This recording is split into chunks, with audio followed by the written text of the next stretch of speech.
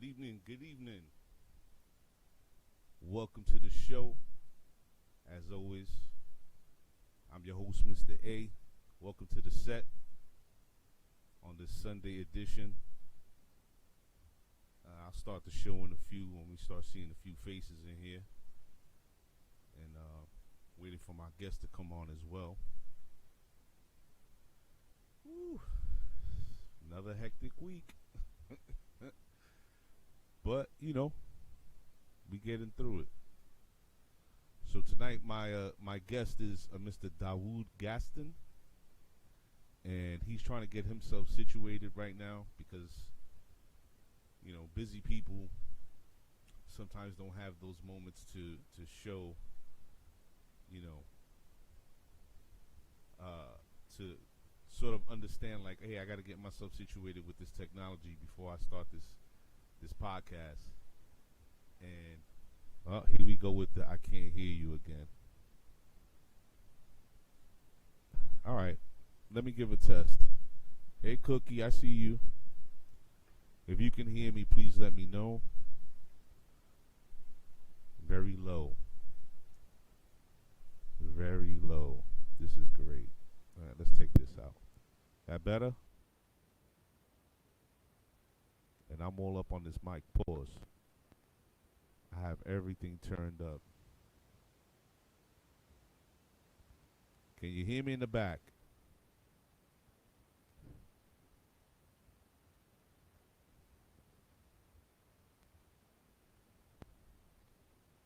Some people are saying too low. Somebody's saying sounds loud.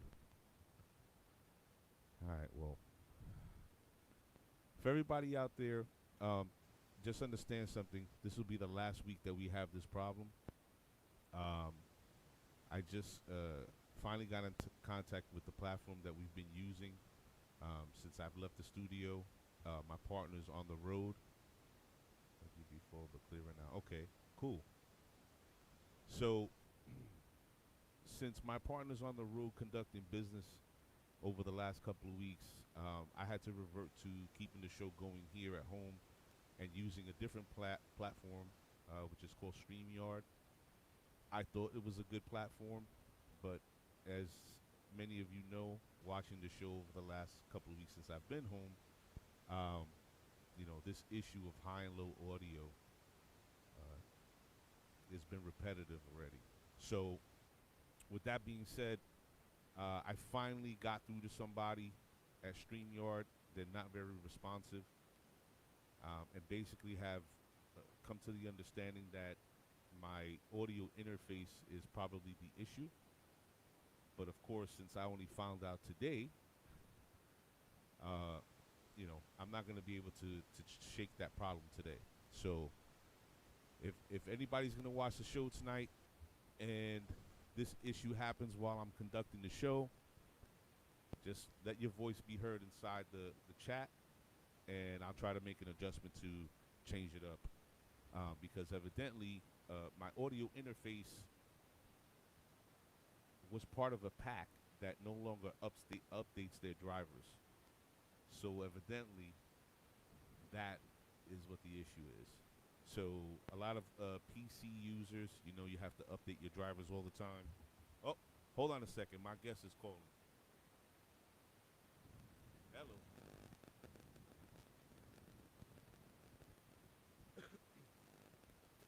Yes, sir.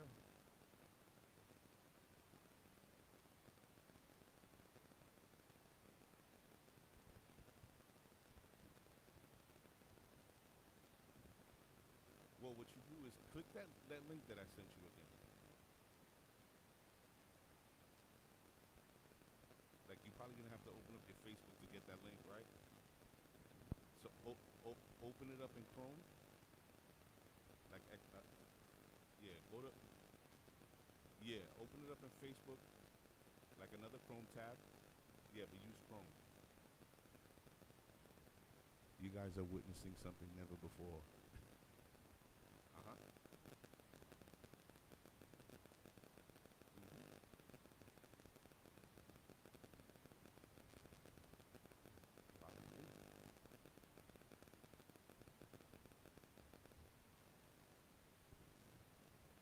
Bear with me, people.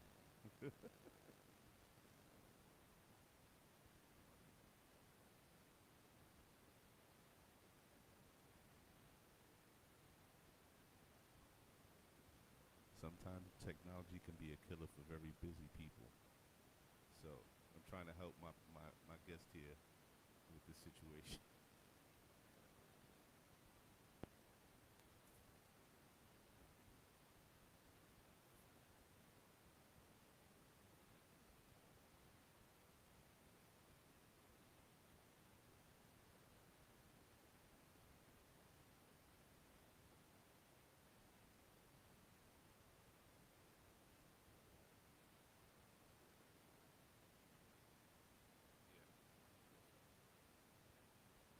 But don't worry about it. You using a laptop? All right, let's see how it runs. If you don't got headphones, that's fine. You don't have earbuds, right? All right, that's fine. Let's run it like this and see how it goes.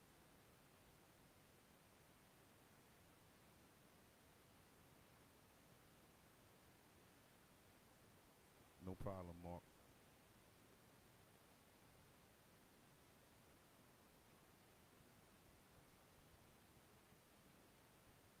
Can you just give the access to your camera and stuff?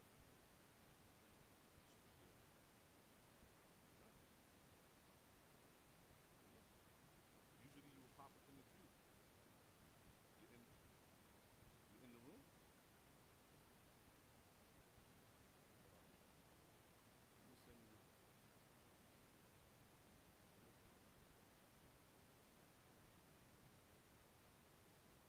No, your name. You put your name.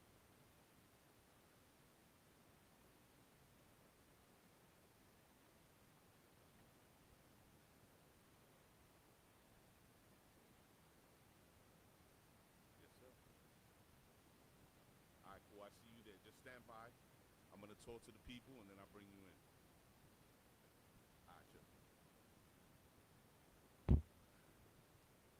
Sorry about that, folks. So, once again, Mr. A at the set. I hope everybody's week was productive and you guys had a good time. Got things done. You know, whatever it is that you were doing. And I had a bunch of tabs and things that I wanted to share with you guys. And evidently, when I started the stream, something went haywire and it was doubling up on my video. So, of course, all my tabs are gone. So, I'm going to just cancel that out for this week, being that, you know, I don't want to fumble about to try to start pulling these things up to you for you again. What I will just say is, first, I want to shout out my brothers Chris and Lou over at the Bree Shooters podcast. If you guys don't know of them, Bree Shooters is a podcast from my old stomping grounds, where I grew up in Sunset Park, Brooklyn. Two great brothers that are very, very funny. If you need a good laugh, they're the people you want to check out. Chris and Lou just celebrated their 1 year podcast. It's phenomenal. Little show that they put together. Pardon me, my wife's dinner's coming up. Pause. Ooh. So anyway, congratulations to Chris and Lou over at the Bree Shooters podcast. I hope to see more work from you guys, and as you know, we are going to be linking up to do something together. Also, did everybody see LeBron choke this week? Yeah, I think everybody saw that.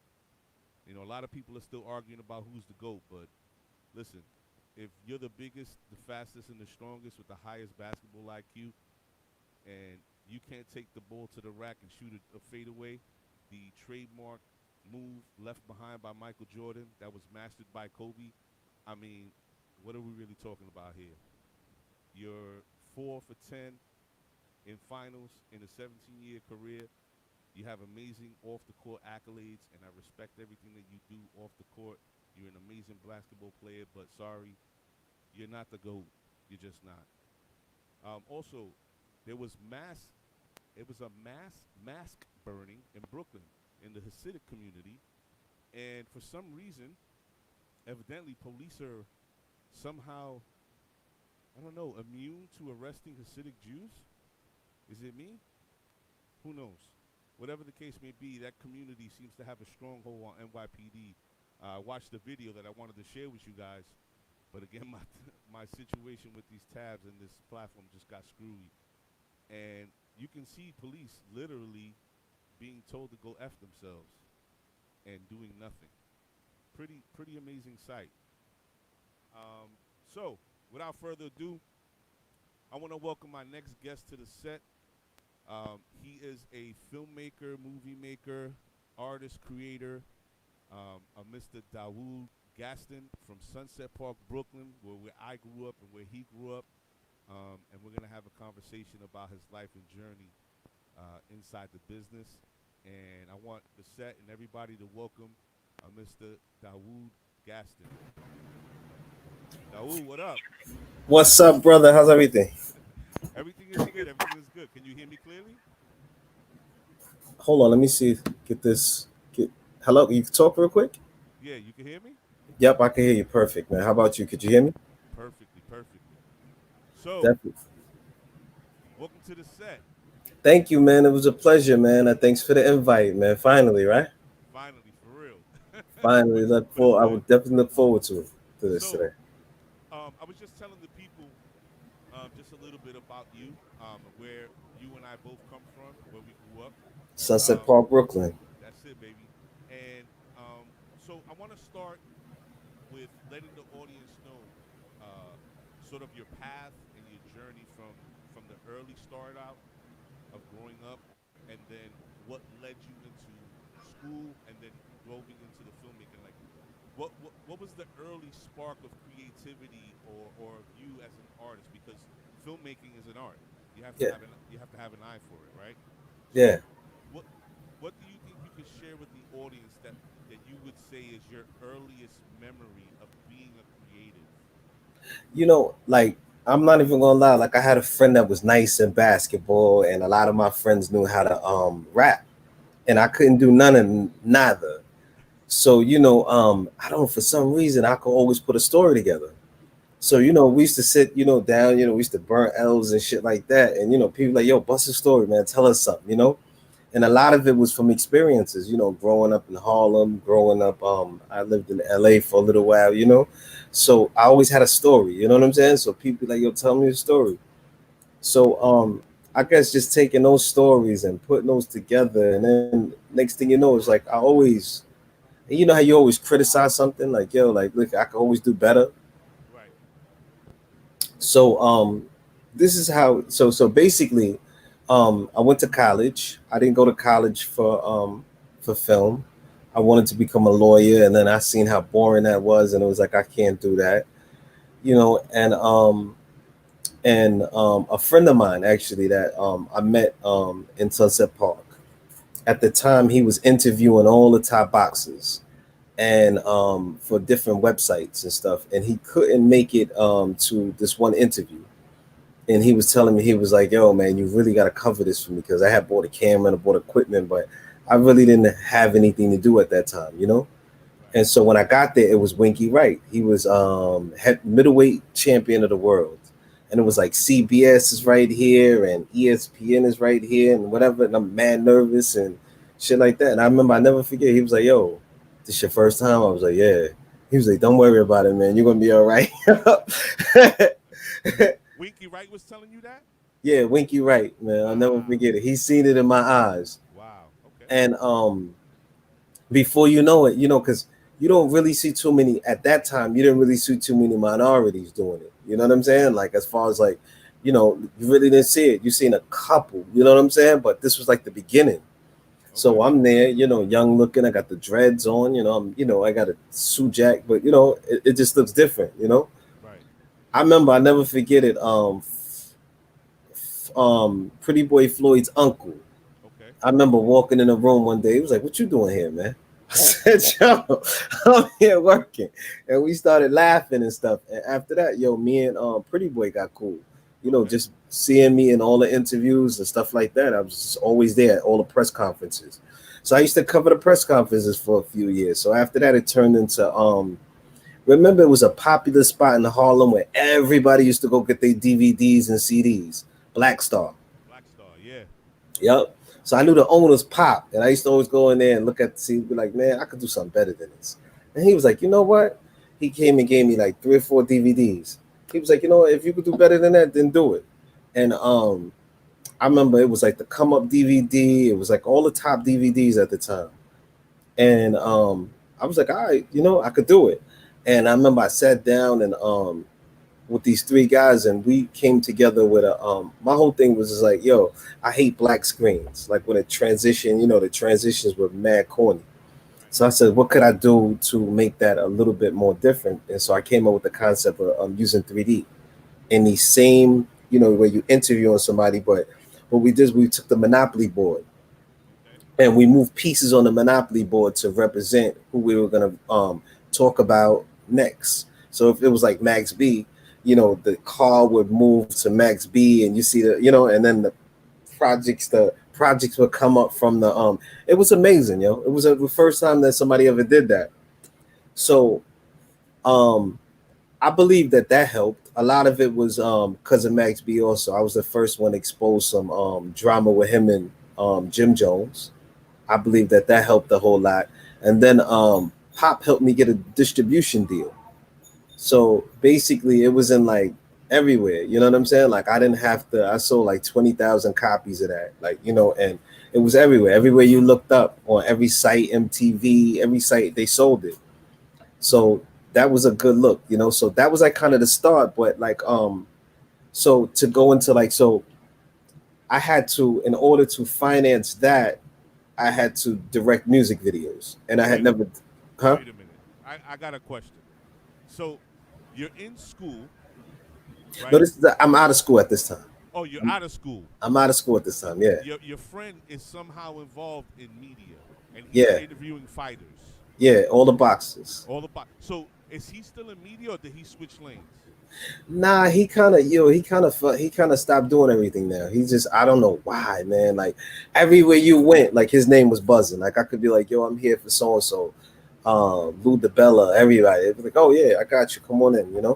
So he had access and was giving you press passes to all these events, and Yeah, basically you were doing his shooting, yeah. right? So yeah, well, jobs that he couldn't do, Right. he So would pass them off to me. Press conference. and you're just filming. Are you interviewing? I'm interviewing them, interviewing and filming, doing everything. Wow. Okay. So you go from interviewing fighters to Yeah, now you challenge yourself. Basically, what it sounds like to me, you challenge yeah, yourself to make something better of like a beef DVD or like yeah. Exactly, right. exactly. Okay. So now, pop, you take this on. How do you get the plug to actually sit down with Max B though? Like, how does that happen? Oh, all right. So listen. All right. So check this out. So all right, one of my favorite. So all right. So basically, I bought this camera, right? So I'm bringing this camera, and my brother's best friend is Max B. So that's Okay. family. So it was so funny, man. I remember I came down. I went to the house. I'm in Harlem. We on 140th and stuff. And he was like, "Oh shit, you got the camera." You was telling me about it. He was like, "Come on, man. Let's go. Let's go shoot some videos." And that night, yo, it was so funny, man. I shot this music video called "Mommy Wants Dick Tonight." It's on the yo, and it's funny, man, because like I didn't have any music videos at the time to shop, so it's like I'm showing my grandmother this video, like, yo, well, and she's like, well, what's the name of the video? Well, it's like "Mommy Want," tonight. You know what I'm saying? So it was like, and even going into commercials, man, I had to like, this is what I shot. You know what I'm saying? So it was like Right. I had to explain to him this is the title of the song. You know what I'm saying? Right. But it's so funny, man, because if you Google that on what's the name right now, it's like maybe 4 or 5 people put that music video up and they took my name off of it. It's hilarious, man. But I Wow. didn't know the importance of tagging your stuff at that time. You know what I'm saying? But see, here's the thing. This is what gets me. So you go from luck of the draw. You had a friend that needed somebody to do some work, and you Yeah. end up not just doing some basic work. You were interviewing world class fighters, Yeah, right? Don King. I interviewed Don King, man. Like that was like something that I was just like, wow, yo, I'm talking to greatness, man. You know what I'm saying? And he was like, man, humble, man. Really. Really, really humble guy. Yep.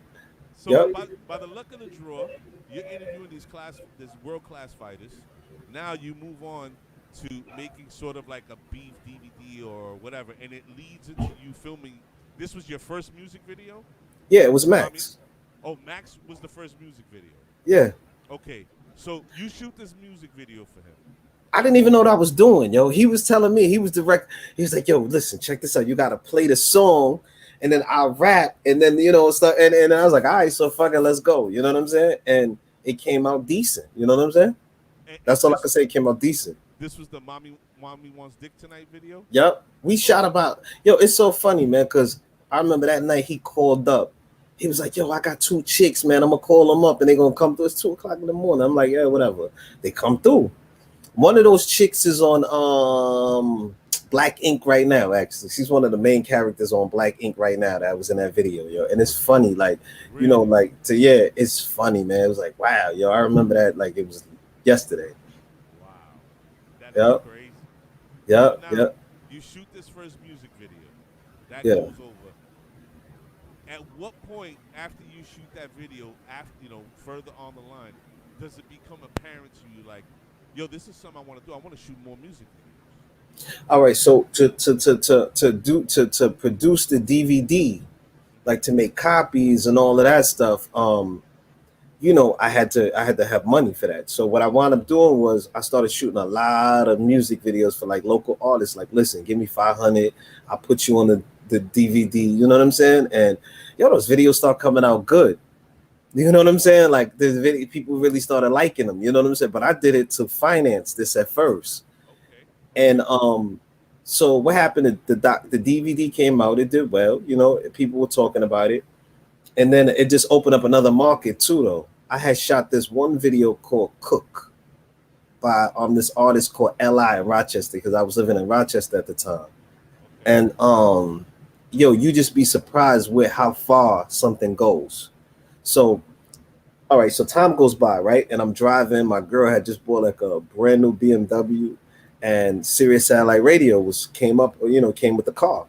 Right. So we're driving around, and G Unit is looking for cameramen, and I'm sitting there like, and my girl's like, yo, you should try, you should apply. I believe that you could get it. I was like, nah. I was like, they probably got like millions of people. You know what I'm saying? So she was like, nah, do it. So I did it.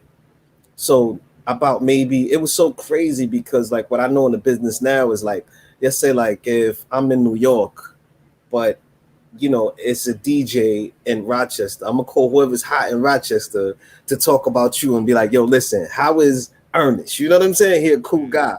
So I happened to be driving around one day, and my boy gets a call. So he's on the phone and he's like, shh, puts on speaker. He's like, and it's Money Nels. Money Nels from G Unit. Everybody knows Money Nels. And he's like, yo, man.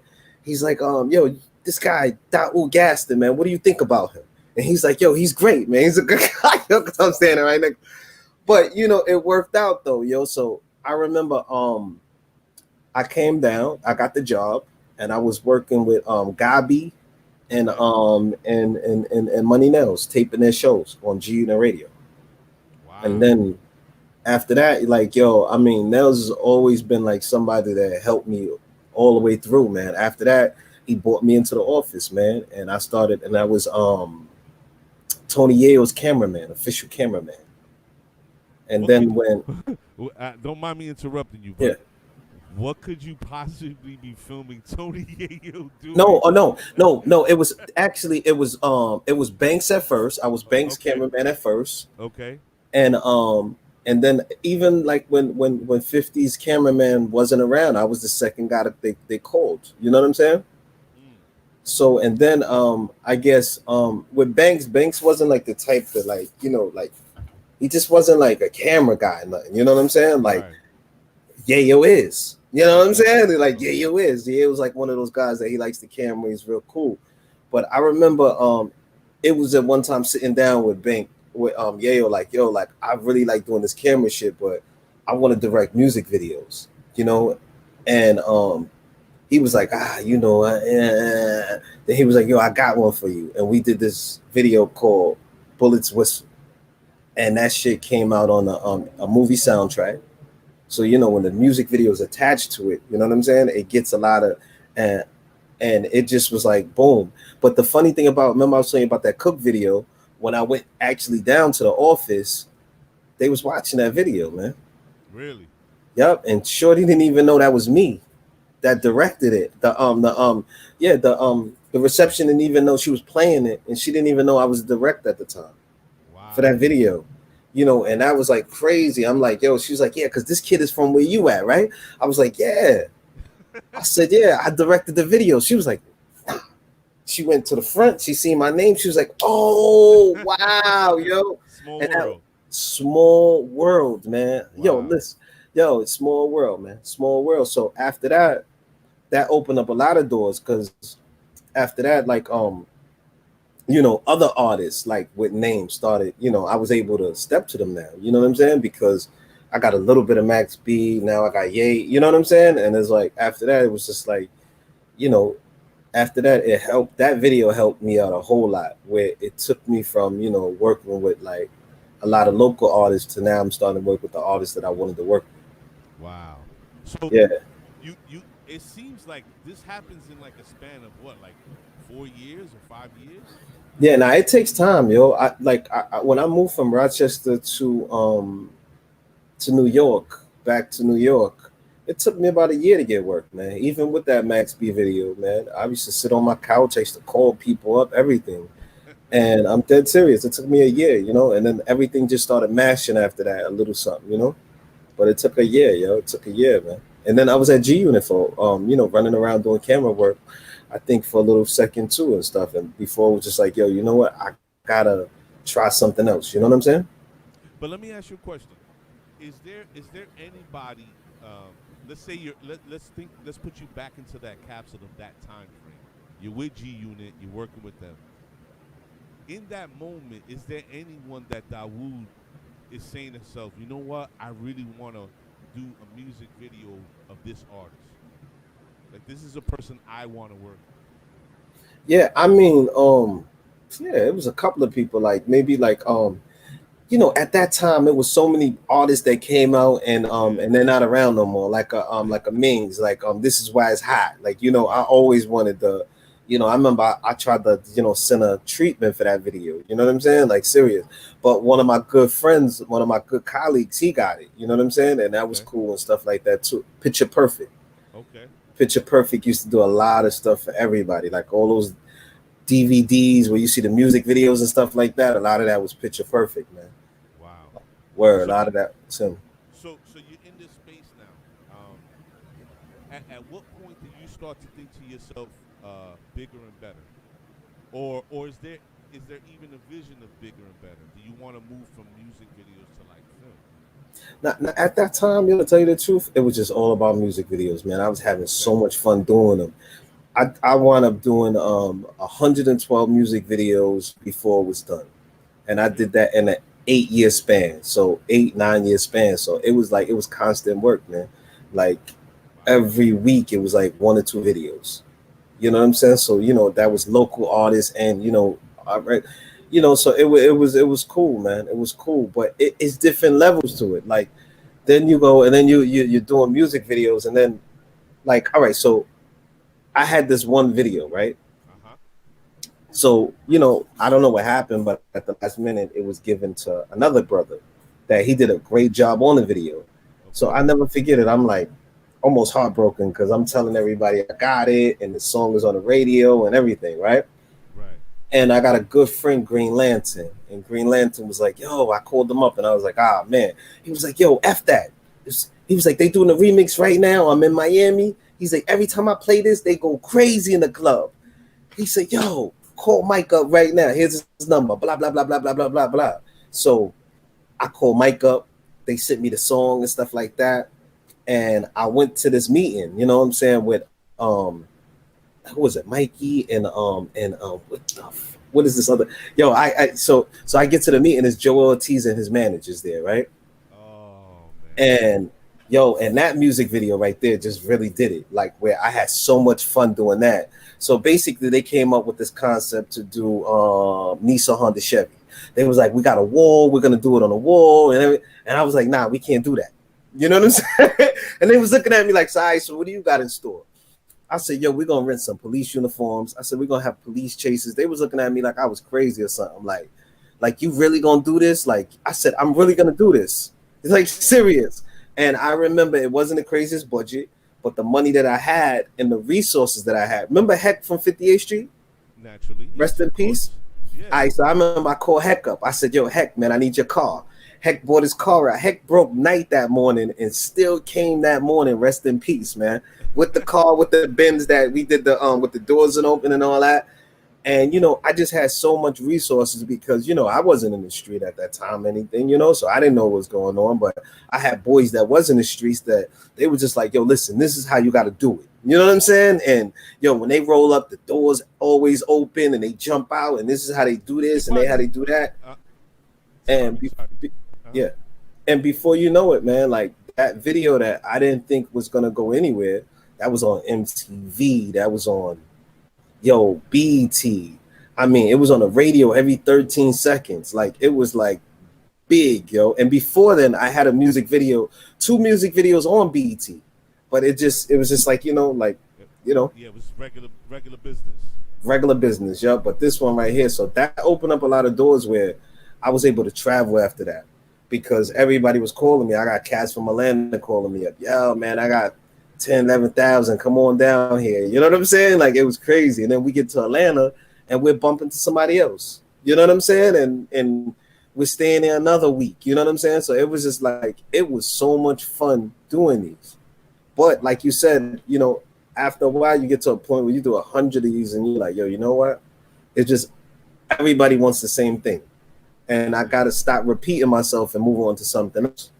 And that's when about maybe 5 years ago, I'm sitting up with a good friend of mine, Meg, rest in peace. And he's like, yo, man, you should work on this documentary about me and my boy, Bade. And, I was getting locked up. And, and at the time I was like, and then I started visiting Christian. And when I heard the story from his mouth and both of them at the same time, it was like, wow, man, like not more like that. This is a story that I'm gonna make a whole lot of money off of, but more like this is a story that should be told. Right. You know what I'm saying? And I'm the person to tell it. And God put me in the situation to tell this story. You know what I'm saying? Right. And that's what I've been working on for like the last 4.5 years. When you came and helped me and stuff like that, you've seen how powerful this story is, and and that's when I stepped up. People, before we go any further, because I really don't want to lose this moment. This is your host, Mr. A, at the set. Tonight we have the president, CEO of OooLaLa Films, Mr. Dawud Gaston. He just finished telling us about the groundbreaking work that he did that I'm sure everybody in the room should be able to recognize, because not only do you know the song, and I'm sure everybody was bumping this remix, but I posted it in the video for today's show.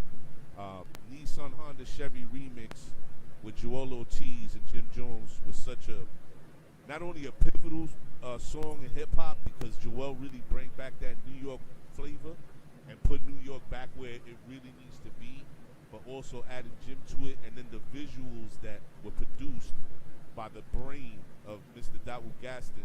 I mean, everybody saw that video and everybody was bumping that song. So yeah, just so you know, that piece of work has such an impact in New York City in and of itself. And right now he's speaking to a documentary that he has been working on the last couple of years, of 2 friends of his that are from Sunset Park that were incarcerated, and ultimately one was just recently freed. And the work that I helped him on was actually playing translator for the mother of one of these incarcerated gentlemen. And I think that's the next piece of work that Mr. Gaston is going to be bringing to the forefront. So tell us about how the development of this documentary, like where are you now? Are you still, real quick, can I say one more thing? Sure. 2 artists that I got a chance to, right before it was like, it was time to quit was that, yo, man, you really got to look out for them. They're doing big things. It's Partisan Fontaine and 38 Special. And 38 Special. I got a chance to, 38 Special is with the whole Upstate, Benny Boom, Conway, you know what I'm saying? And those guys too, you know what I'm saying? Like all Upstate. But what was the question again one more time? So basically, you're working on this documentary now, right? How long have you been working on it, and at what stage is the work at right now? Are you a post or like what's going on? Not we're not in post yet, yo. It's been Okay. about 4.5 years. Okay. And basically, like as I talked to my producer, Vera Franklin, she says we're ready, So basically what we're doing is right now just looking through what we have right now. The when we first started, it was so different. Like, the whole plan was like, let's get the story out there and hopefully this will help get Christian home, from the documentary. But he's home now. So even the title change, it started out as 20 to wake up because him representing the 25 years that he spent. And then it's a famous line in the prison system, like, like if I had 2 days to go home, they would say is one day in a wake up. You know what I'm saying? Like, so we use that phrase. But I think now, since he's home, we really had to change the title. A lot of things had to change now. It was like more about, like it was more about, like a man, being taken away from his community, and the promise that he, between two friends, then, just trying to get him home now. So the title, we renamed the title to Wake Up. Hopefully like people could wake up that this could have been any one of us. Anybody that doesn't have like millions of dollars to fight this judicial system can get caught up in it. So, Speaking yeah, speaking of, sorry to cut you off, but speaking of upstate, I noticed that you work with quite a few upstate people, and even the ones that you just mentioned now. My own nephew, who's actually watching the show right now, um, he is an up and coming artist, and I give him a lot of shit, but the kid has talent, and he's yeah, really putting in work. And there's a couple of dudes up in, I want to say the Albany area, yeah, a little yeah, further up top, yeah, yeah. that are coming up and making noise, and they just so happen to be like family. Yeah, Partisan is from that area, man. I Yeah. remember shooting Partisan's video, man. That shit was so crazy. It was his first video, man. Money Nels was managing him at the time. It was crazy, man. We had so much, you know what I'm saying? We had like it was crazy, man. We had so much fun, man. We had so much fun. And even Money Nels, man, like I tell you, always looked out, man. I got a chance to work with Remy Martin when she was in jail. I Okay. did that dedication video, man. Remember the countdown and stuff like that, where he was doing where Really? you had everybody just like doing the countdown. She Wow. came out. I got a chance to work on that. Like, yeah, yeah.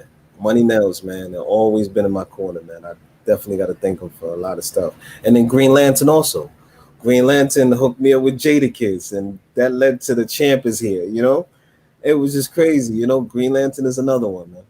People Green, recognize the work that the body of work that this man has put together. I mean, it speaks for itself, and you really have to search and not only search but be a fan of the music and the culture to understand the contributions that he's brought. I mean, his work speaks a lot, and when you see it, you'll understand what I'm saying. But so now you're getting all this work done. You're working on this documentary, right? You're coming to you're sort of like at the point where you guys should be releasing it or will be releasing it. Now with the platforms the way they are due to the fact that we're dealing with COVID, are you guys are going fully online? I'm sure. Are you yeah, guys it's gonna have like a premiere date or whatever? well, it really depends. Like, COVID definitely stopped a lot of things from happening. And then one of the main characters, like I said, in the documentary, Meg, died of COVID. Right. So that kind of changed everything also. So hopefully, man, if we could start editing, going to post this winter, maybe we could have something by spring, and then maybe we could start hitting up some of the. Because I really wanted to do Sundance Film Festival. I want to do Tribeca. It's a New York story, so see if I could get this one featured. And just go from there. And it's not like the regular story that you hear, and you already know. It's not like the regular story that the guy did 25 years. It's the struggle, man, that his family was put through.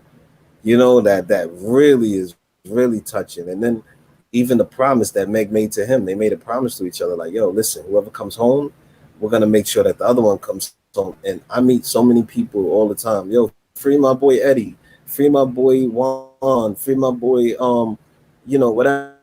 And it never happens, man. People move on with their life, man. You know what I'm saying? It never happens. There's just talk. And to see Meg, put the money up, put the energy and the time, like, I'm gonna get this guy home. Oh man, that just changed everything, because I've never seen anybody do that. Never. And is that a large portion of like I'm sure from what you're telling large portion of the documentary is based on the effect that it has on his mother, on his, I believe his son. He had one son with him. Yeah, so yeah, he had a son that's actually in that's actually in the Navy now, Okay. Sean. Right. Right. And yeah, the effects of him, like him going to school and stuff like that, it affected his school.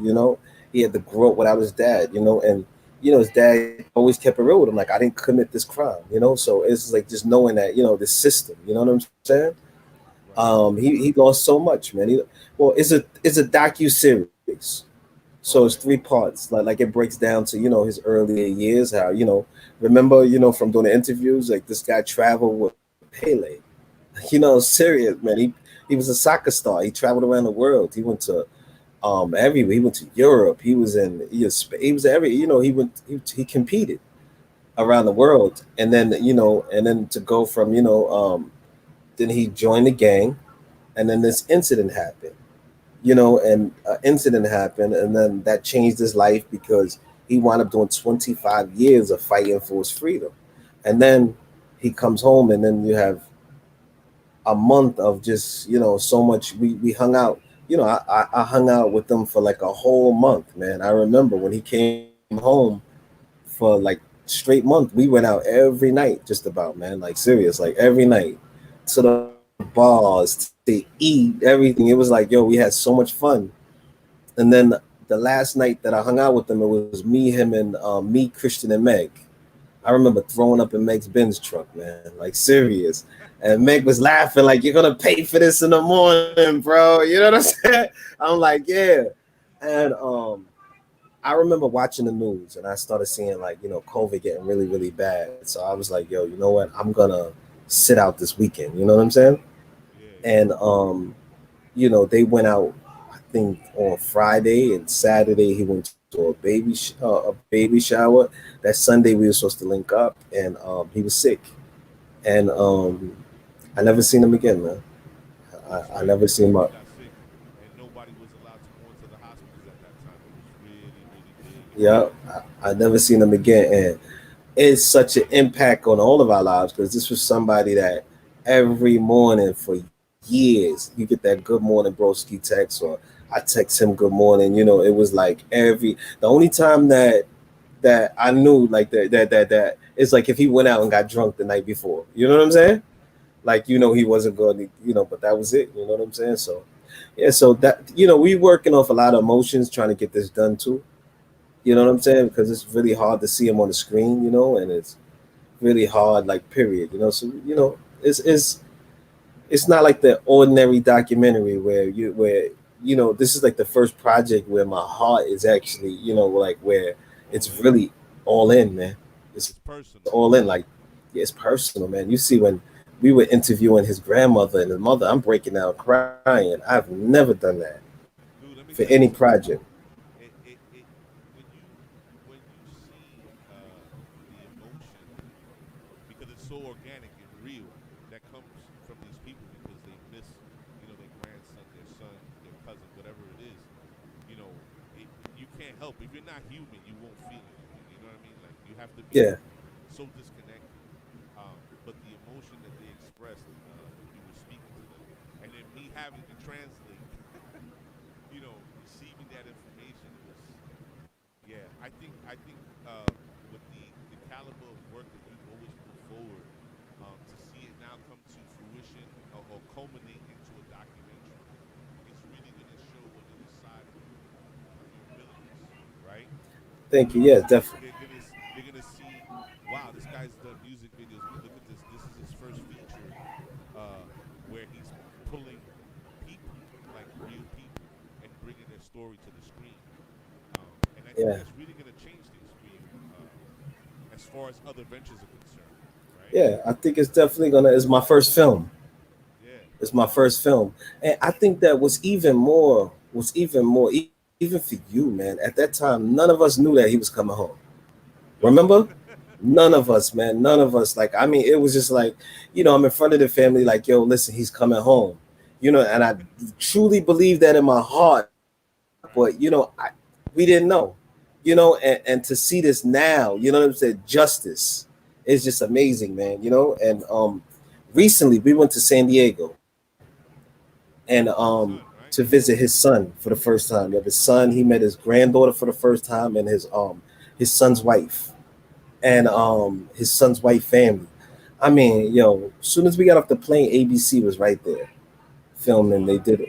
Yep, they did it. What's the name? And it was just like, man, even if this never goes anywhere, just to be able to see that look, because I used to visit him in prison when he used to talk about all of this.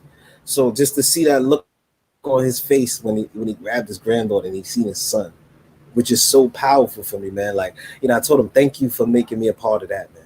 You know what I'm saying? Like, serious. And he's such a humble guy. Like, like he's such a humble guy, man. For what he's been through, I probably would be so bitter right now. F cops, F this, F that. And he's not like that. He's like, yo, I was with him last night and we was having fun, chilling, drinking, and and everything. And he's just not like that, man. He has a beautiful heart, man, and I can't wait to, he's able to really, really live life to the fullest. I think that people either fall two ways. People who spend long periods of time incarcerated either come out bitter, as you were just stating, or they come out with a sense of self. And what I mean Yeah, when I say that is they see life differently and the value of it, but they don't have any space in their mind or in their hearts to be walking around feeling that way, right? I agree. I agree, So, and that's what he's doing. That's what he's doing. well, that's to his benefit too, because Yeah, coming out bitter, what good can you be to your son, your granddaughter, your family? Like, what good are you gonna be? It's not. You're not nothing, gonna bring any good to the table, right? nothing at all. So let me ask you a question. Um, would you give the audience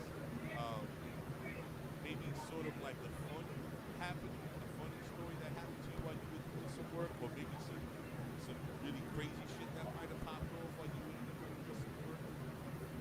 All Maybe right, some so anecdotes. yeah, all right, so boom, we shooting a Partisan Fontaine music video, right? So we got the crowd one way, right? So next thing I know, is these girls. They show up, they look nice and stuff like that. I'm like, wow, yo, you got some chicks in this town.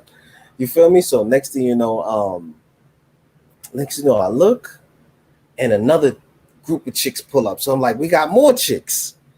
Man, next thing you know, they start beating these chicks up. Yo, it was like a big ass brawl of chicks. It was like, oh my God, yo, like this is crazy, yo. And then another time, Did you film it? I don't like filming that stuff, but I'm just playing with you, brother. this was another time it was funny too. Remember that it was a show on TV called Brooklyn Scrappers. Yeah, I All remember right, that. so we had one of the stars, Brooklyn said he was driving us around like doing what's the name work, right? Give me 1 second. All right.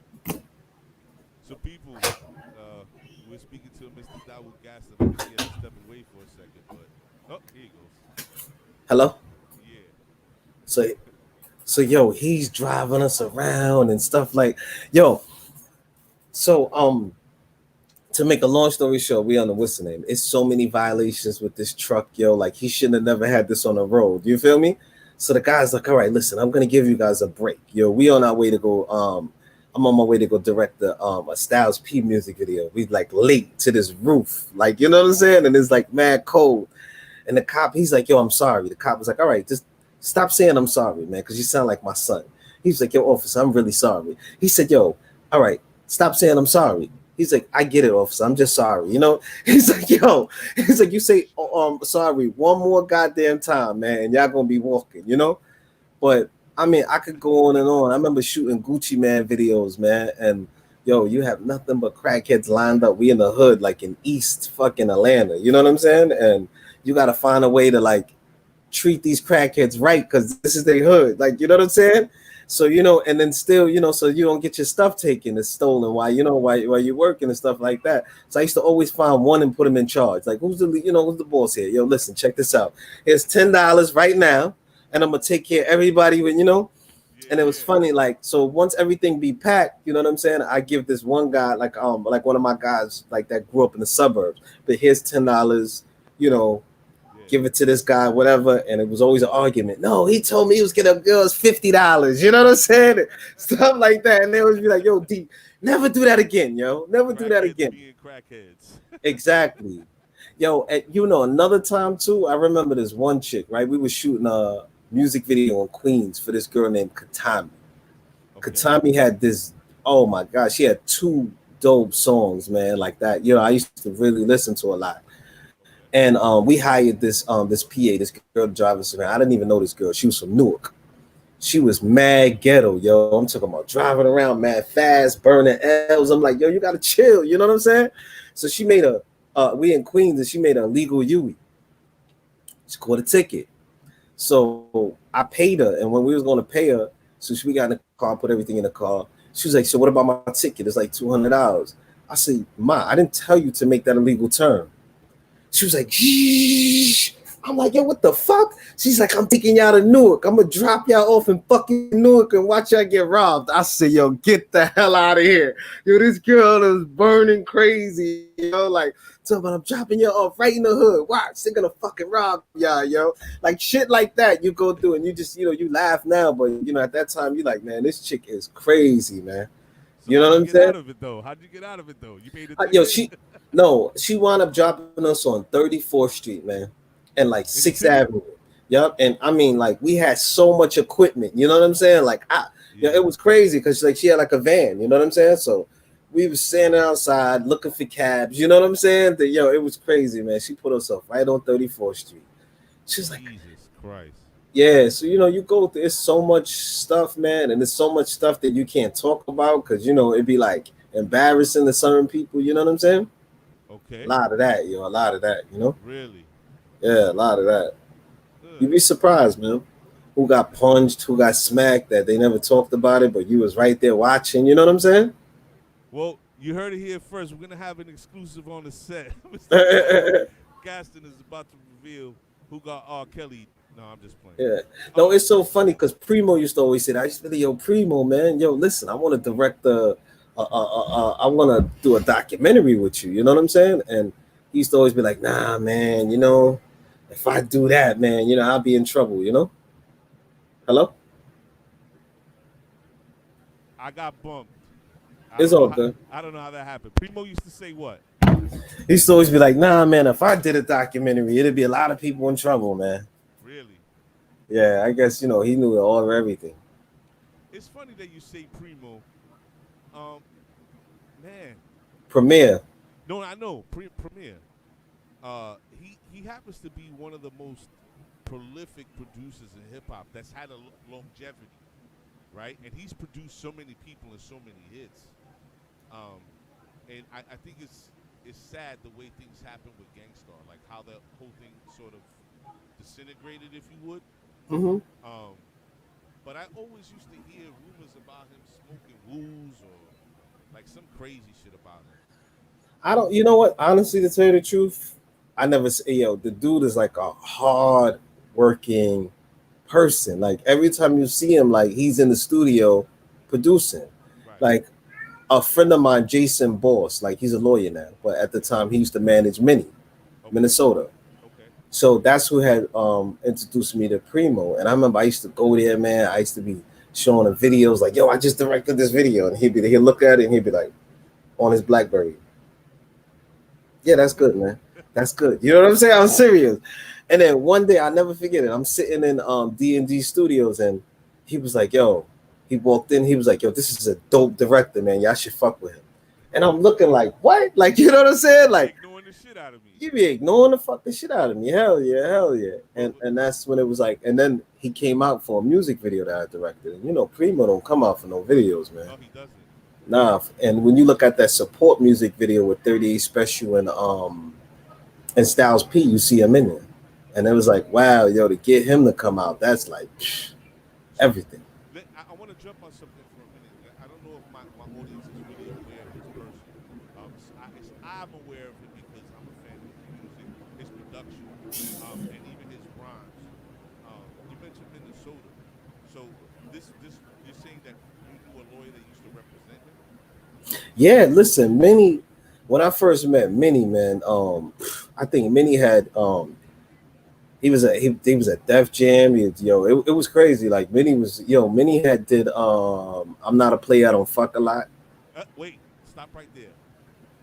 Everybody who's listening to the show, this producer that we're speaking of, Minnesota, he did Still Not a Player Still, yeah, on Punk's album. So that sample you hear, I believe it's by the OJs. You're my yeah. darling, darling, baby. Darling, babe, yeah, So let me jump in real quick. I already jumped in, but yeah, that record, I was living in Hunts Point, right? I had just met my wife. I used to buy mixtapes from 8th Street or 8th Street or St. Mark's. One of the two. There was a store on the west side, um, House of Nubian, I think it was called. I don't know if you remember that. yeah, It's in the village, and I used to go there to get mixtapes. I bought this mixtape. The first joint on the tape is Punt. yeah. That joint. And I was living in Hunts Point. Dude, do you know how much I killed that tape?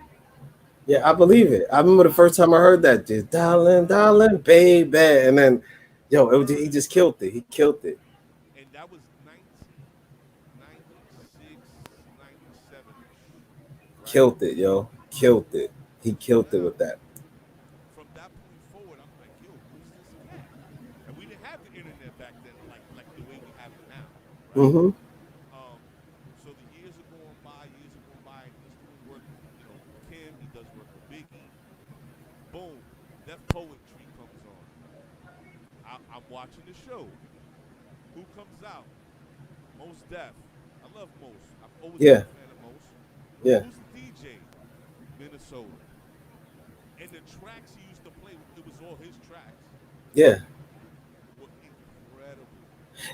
And that's the crazy thing. Like the first time I met Minnie was on set of what's the name, and it was all love. Like it was like like once he knew I was with JB, it was love. Like I remember that day. That's the first time I met Russell Simmons. They introduced me to Russell. Yo, this is my boy. Yada yada yada. He's doing big things. Yada yada yada. It was just great. It was just always mad love, yo. And then I remember going to the club, and Minnie is Soundview. from um from Soundview. Soundview. Right. So Minnie was the type that Minnie would be in a club with 100 motherfuckers, man. Like the whole projects is with Minnie. Like I'm dead serious. Like 100. You see it with the big fur on, and it's just like 100 people surrounding him. You know what I'm saying? It Right. was like crazy, but Minnie, yo, hell yeah, we used to have fun, man. We used to have fun, yo. We used to have fun. But Minnie was he's definitely a crazy producer, man. You know what I mean? He's a talented guy, man. Salute to Talented guy. 10474. Yeah, I'm gonna say one more thing about him before I switch topics. But recently I was searching through his catalog like 2 months ago, and I came to realize that he produced Ja Rule and what's his face, Lil Wayne, yeah. Hustle song. Yeah, I Yo, listen. I remember meeting him in the crack house when he did that. The crack house was the studio where Irvin them had in Manhattan. They called it the crack house. And I remember I never forget it. Like I was there for something for Irvin, and I just bumped into Minnie. Like, what the fuck you doing? What the fuck you doing? He was like, I'm working. Like, yo, what up, bro? You know what I'm saying? Like that. Like, and that's how. Yeah, I swear to God, like that's how it was in the industry, man. You bumping into everybody, it was just crazy. But I remember when he produced that song. I remember, I literally, man, I remember looking up and I'm like, because that was the first time I had ever been in a crack house. They used to call it the crack house, yo. yeah, And yo, you look up and Minnie's right there. Yo, what up, man? What you doing here? He's like, yo, I'm working on this piece and shit. No, he was working out of there at the time. He was working with Urban. I'm out of that studio at the time, yo. yeah. That record actually, when I realized it, I got mad at myself because I'm like, his signature, because I've seen them use it before. It's called arpeggiator. Yeah, You trigger sounds and they just play in like rapid succession. But the way yeah, he lays it out, sonically it sounds crazy, right? But when I heard it and I was like, oh man, I'm telling my wife, I was like, babe, you produced this song too. She's laughing at me.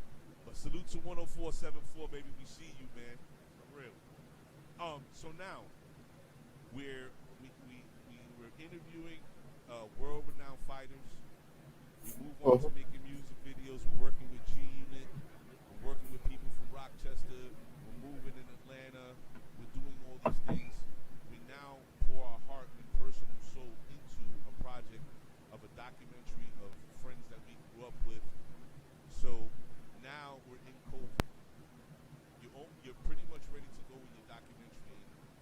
guys are finding your footing as to when the release will be. Yeah. What what what would you like to do? You know, once if we ever get back to some semblance of normalcy, what would you like to do after your documentary is released? Honestly, I want to change genres. Like, after I do this documentary, I think but I always, I never wanted to stick just doing one thing. Like, I've done commercials and stuff like that. So once this film is out, I really want to get into TV shows because, that's where the money's at right now. Like, Yes, it is. movies are cool and stuff like that. They're hard to get financing for, but it's just so much easier with a TV shows. You put more work into it, but you have a long longevity with it. I met this guy about like maybe 4 or 5 years ago on Facebook actually, and every Wednesday, me and him we talk about this TV show. He was a professional wrestler. He worked with Hulk Hogan and stuff like that. So, we got a little something that we're cooking up right now. So hopefully in a couple of years, because it takes so much time, you know, Sure. hopefully that'll be next too. That's something next. Then I got a couple of projects. I wrote this it's a sitcom. It's called Kings and Pawns, and I got to go back and revise some of the stuff from that. But I believe that is a story, man. Like a lot of times, like with these web series and stuff like that, like it's not too many stories told on our side, like Sunset Park, Park Slope, Bay Ridge. All the web series they kind of take place in Bed-Stuy, Williamsburg, and stuff like that. And it doesn't tell our experience how I grew up I was the Modano in a Puerto Rican Dominican neighborhood, and we had Irish people, we had Italian, just the heritage period, was so deep, you know what I'm saying, and and it was just like Sunset Park was just a unique place growing up, man. Like real talk, like serious, and I want to tell that story also. I think that that's a story to be told. Like, not too many people worry about Sunset Park when they're telling stories, but the history of just that side, like when you think about it, like from Benson, Coney Island down to Park Slope. I mean, it's so much history that's where, like, whenever you look at like these mobsters and stuff like that, this is where it was happening at. You know what I'm saying? Like, this is where they lived at, like Sunset Park and Park Slope and stuff like that. And then it's like, so much. So much, man, has happened in this neighborhood, and it's changing now. You know what I'm saying? So it's changing now, and the most beautiful thing in the world, I think, would have had been like an American, a Native American, not Native American, but somebody that was here, like say from Europe or whatever, from Africa, and then you see all of these fluctuation of immigrants coming in.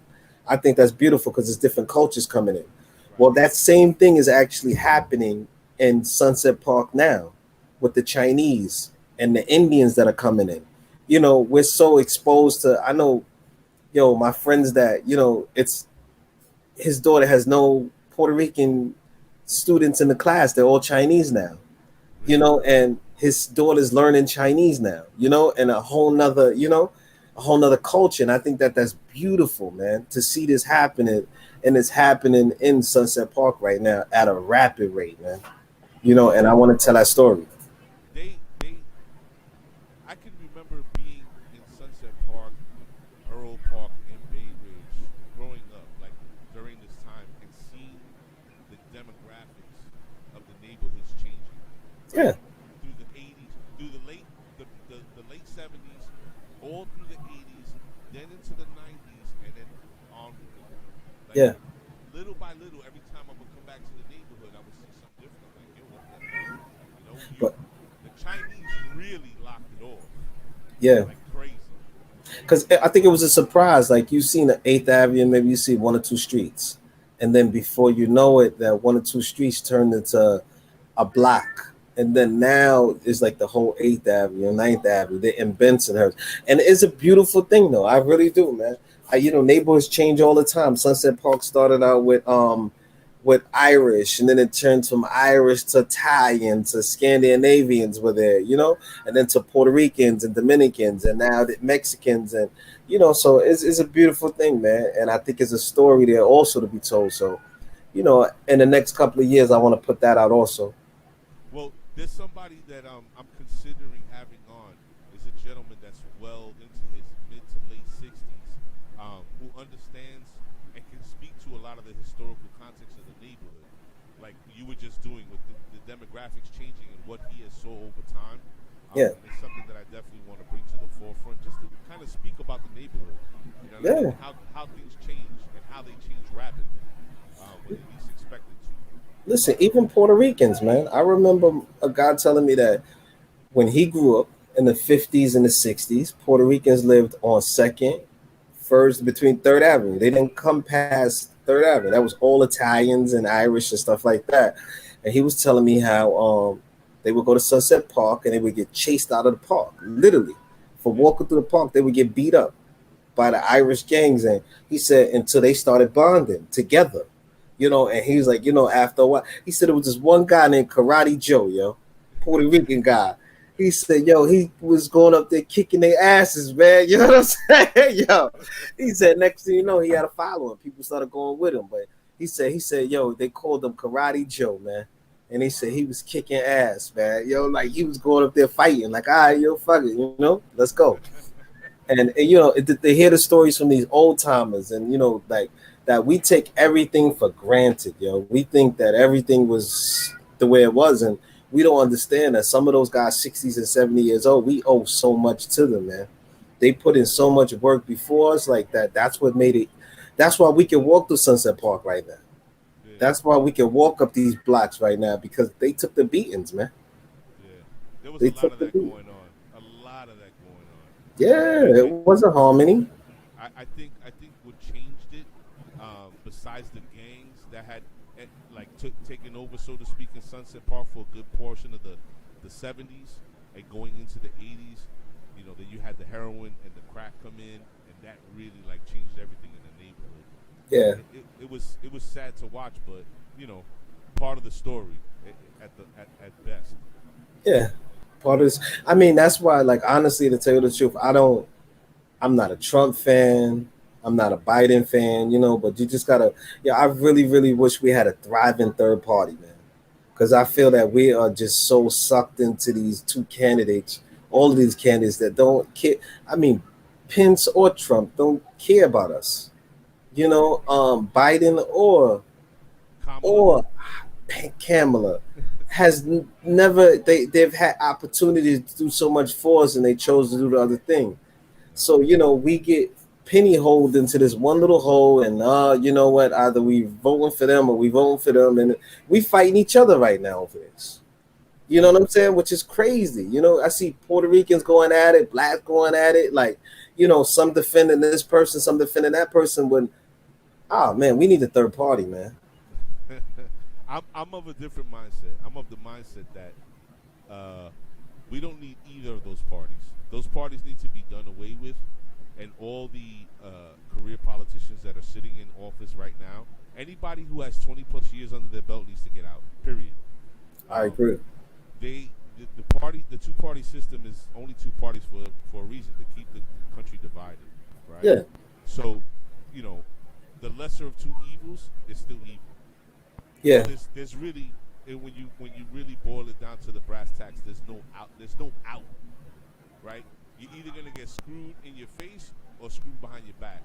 That's really it. that's it. Yeah, that's it. Yeah, I that's don't it. rock Yeah. with that. But anyway, tonight, Mr. Dawud Gaston on the set. Mr. Gaston, I really want to thank you for taking your time and giving me your time here to connect with the audience and tell them your story.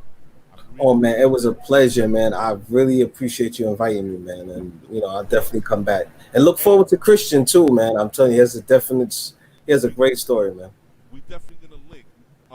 But keep in contact. We'll be in touch because I want to know how the work progresses and when it's gonna get released. I also want to do, like, maybe we could do a preamble to when it is Yeah, released, so we can tell the people, hey, this is coming out, especially I for a lot of appreciate viewers that. from Sunset Park. Um, Yep. and we want to let them know so that they can patronize it. And again, I just want to thank you for giving me your time. And the platform is yours. You just reach out to me. Anything you're doing or working on, you could always come on here and promote it, man. Yo, I appreciate you and thank you for the invite again, my brother. Of course.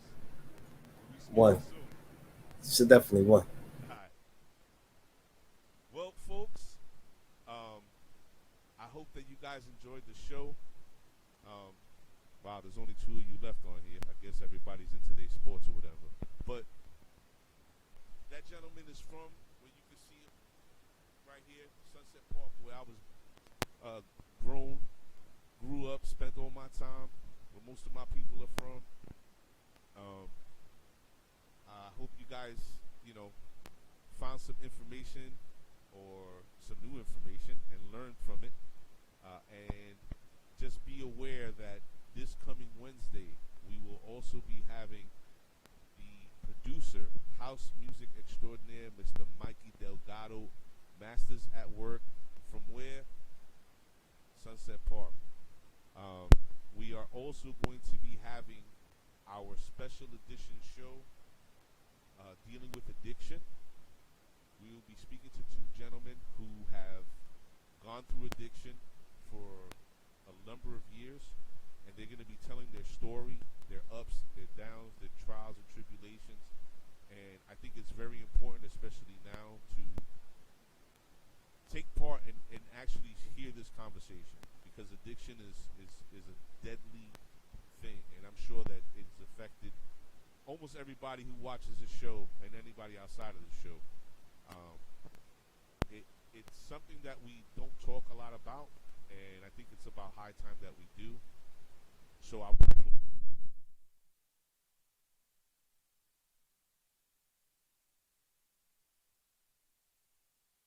and I think you're really going to enjoy their story and connect to them.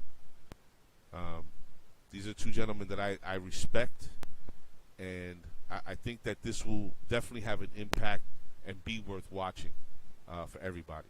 So, Wednesday, Mikey Delgado, Masters at Work, house music extraordinaire, and then we will be setting up a date for our special edition dealing with addiction. And I will be making the announcement. You'll see it posted here on the Facebook page for the set. All right, so as always, Mr. A, live the life you love the life you live, and I hope to see you guys on Wednesday at 7:30. Everybody enjoy the rest of your week. Be careful and be safe.